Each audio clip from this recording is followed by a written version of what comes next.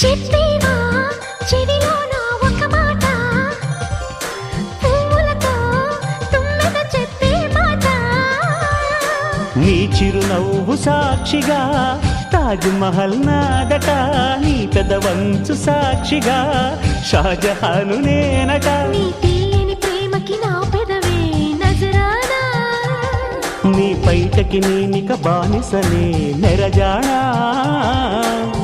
అనంతాల ఆత్మ నీవై చేరుకున్న వేళలో, కోకలు కట్టిన కోయిలా ఓ కమ్మని కౌగిలియవే.